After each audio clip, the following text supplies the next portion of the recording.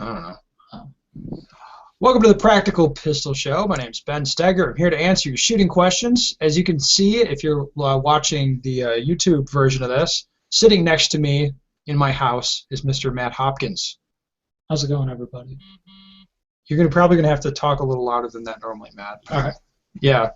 And Candace cannot be joining us today. She's away at a match. So Timmy Myers is sitting in as producer. Howdy. Yeah. Tim, we're not going to have a repeat of the Brandon Wright episode, so you're going to have to actually talk during this. Okay, I'll try. We can't do a discussion topic or questions for me because the Facebook blast to get questions for Hopkins resulted in so many questions that we don't really have time to do anything else. And that's okay because there was actually some intelligent questions. And the way it looks right now is this shit show with Hopkins is actually going to be a two-parter. Yeah. So let's tee it up, man. Tim, give us some questions. Let's do it. Okay. The first question is: do you guys mutually learn things from each other when shooting together? I would say I for sure learn stuff. I mean, if you're not learning every time you're out there, what are you doing? You're having fun. Okay. That's what Tim does. Tim, you have fun still? I don't know, man. It's kind of demoralizing. I'm not going to lie. I mean, I can do okay in the club level. Then Ben comes out and I practice with him. And I'm not really sure what I'm doing anymore. Just being honest. I know that I learn shooting with Matt because Matt is very analytical. He doesn't talk a lot to most people, but Matt analyzes stuff a lot and thinks a lot and gets me to think. So I always learn shooting with Matt, and I enjoy shooting with Matt. So that's all good stuff for me. All right, next question. You guys ready? Yeah. Why does Keita smile in all the videos where she is mentioning your name, Matt? Hey, Keita, why do you smile when you mention Matt's name on video? So a few people have noticed this online. Because he's my friend. Could you hear that? Yes, I could hear that. Yeah. Okay. Well, There you go. friend. It's cool. Okay. I'm not jealous. Next question. What advice would you give for someone aspiring to a factory ride? You know, that's a tough one because it's hard to go out there and promote yourself, especially if you're not like winning on a national level. But also, one thing you got to think on that is get it perspective. Like if you're not winning on a national level, don't expect a full ride where you're getting a full salary and getting paid to shoot only. That's one of the things. And also, it's a lot on who you know. So basically, you're saying forget it? Not forget it. Everybody should be able to dream, you know. Damn. How many? Okay, so you're kind of hooked up in the industry. How many people would you say have the full factory ride, paid to shoot, not to do other bullshit, but paid to shoot, and paid a salary? You know, like it actually pays. Well, for I'd say it's the probably less than 10 for sure. We're talking less than 10 people in the country. Yeah. There's not many. I don't get paid to shoot. I get paid to work full time during the week, and they help me out to shoot on my own time. So that's probably more common than not, right? I'd say it is, yeah. I think Caleb did an article about that one time. Like where There's like these 3 different tiers of it. where there's pro shooters who actually work for the company on a daily basis, but also get matches and room and board paid for, right? Yeah, they get help with like expenses and everything. Yeah. All right. Next question. How much time should be spent on dry fire a day to be considered effective training? I'd say at least 30 minutes a day. If you're not doing that, and probably twice a day. I do something in the morning when I'm actually training, but it doesn't involve a gun, so I do a lot of mental stuff then. And then after work, I do dry fire training at night. I like half an hour is a good number. I tell people 15 minutes because that seems less intimidating. And my hope is that people will like set out to do 15 minutes and then find dry fire so entertaining that they just keep doing it, don't even realize. Like 15 minutes once a week, or what are we looking at? Jesus Christ, Tim. I don't even know how you got a GM car. Like, how the fuck did that happen? Jesus. Full Timmy, man. Listen, anyway, if you are thinking like, hey man, I'd love to be a GM someday. I don't know if that's an attainable goal. I'd like to introduce you to my friend Tim. Well, If he can do it, you can do it. Believe me. That's definitely true. it's harsh, man. It's not harsh. You can Okay, work next on question. Let's keep this thing moving. All What do you do so well that allows you to finish as high as you do? right, hey, I gotta take a minute to plug for Hopkins here. Top 10 at nationals last year. Seventh. Seventh. That was a baller. That's pretty good. And down like Oklahoma, Missouri, Kansas. Those people are fucking terrified of you. Hurt feelings. He hurts people's feelings at matches. He's doing quite well. So I'm happy for Matt. Anyway, Matt. Say the question again. Sorry. What do you? Darn it! I deleted the question. I'm sorry.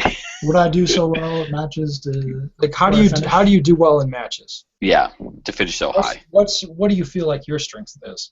I think my strength is shooting stages. I mean, Okay, what about stage playing? As opposed to fucking doing like what? I'm talking about like field courses and stuff. I don't do the greatest on stand-in shoots, even though Darling says I have the fastest draw, which is true. But I think I break down the stages really good, and it makes me more efficient through the stages. If I had to add my own personal observation in, I think Matt's technical skills have gotten, incrementally better the last few years.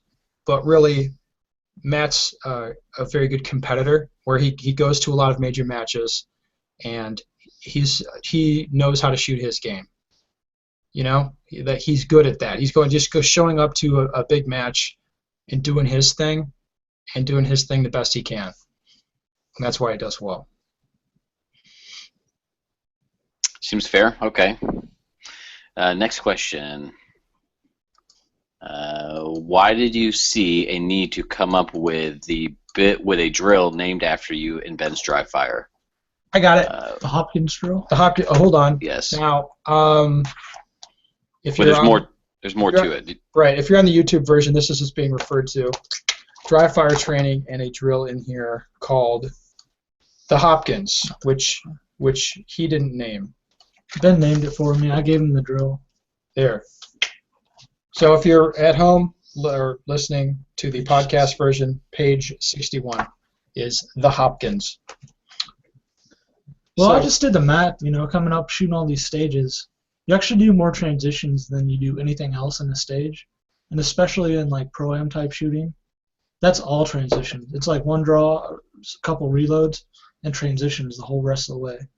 So I think that's where the more people can gain the most time in a stage if they work on that. All right. And learn how to do that faster. So I'll interject here a little bit. The Hopkins is interesting because it does not use regular targets. Use like thumbtacks as aiming reference points. It's not a hit or don't hit type of target. So I think I've gotten more questions about that drill from that book than I have about any other drill in it. And it's because you're going to have aiming reference points and a lot of transitioning. And I would say the time limit's pretty generous it's a lot of time to do what it is you're asking people to do to transition around and use these aiming reference points. So you might want to talk a little bit about what were you thinking of with this drill? Well, when I came up with the transitions and everything, it's what you encounter in a stage.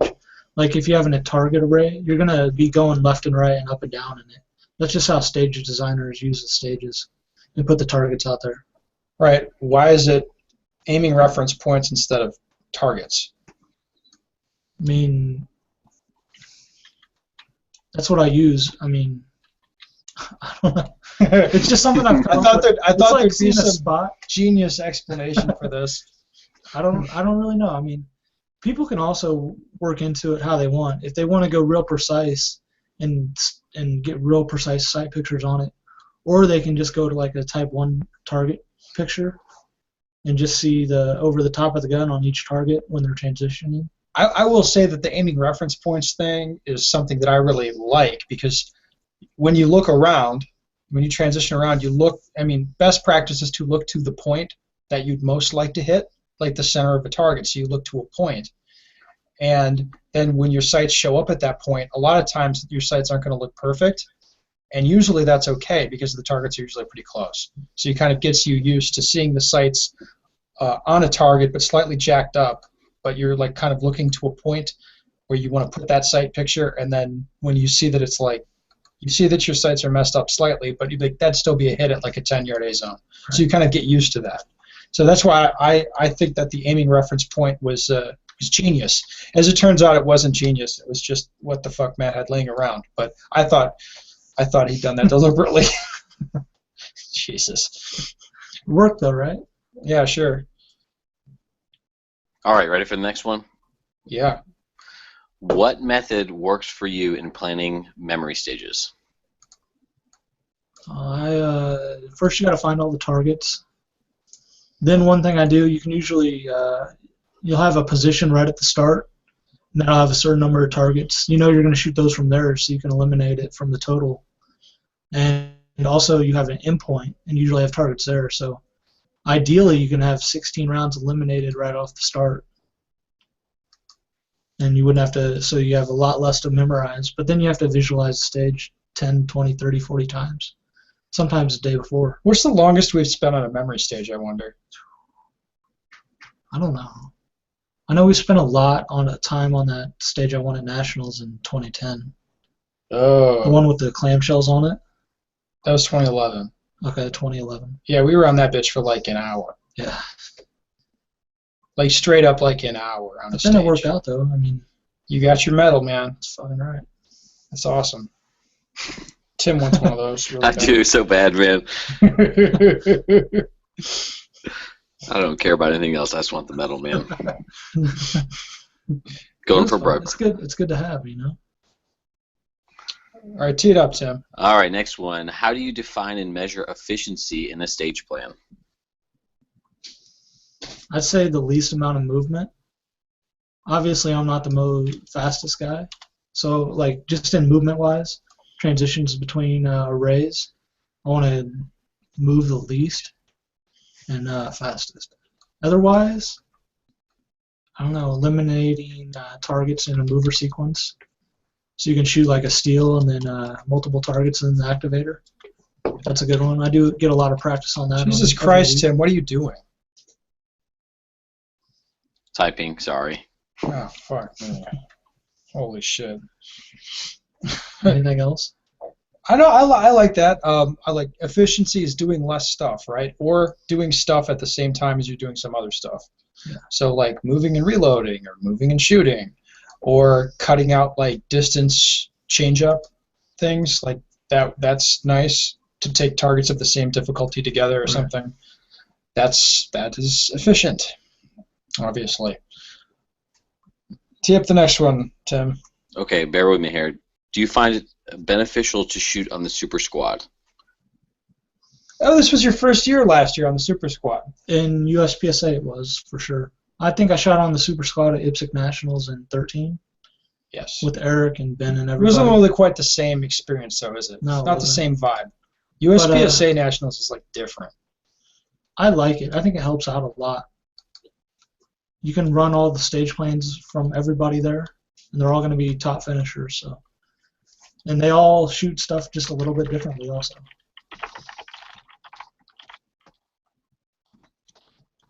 So those are all the questions we have. That's it. Correct. Wow, that is excellent. All right, folks, so that will do it for us today. If you want to get in touch with Matt, what's a good way to do that, Matt? My email, mhop987@msn.com. That's a bad email address, bro. Facebook is better. Matt Hopkins at Facebook. All right, if you want to get in touch with Tim, go to shopping at benstegerproshop.com. Email that and tell him that he fucking sucks nuts producing podcasts. Super good. Yeah. If you want to see me, head over to bensteger.com. Send me your shooting question. I would love to hear from you. Good job. Yes.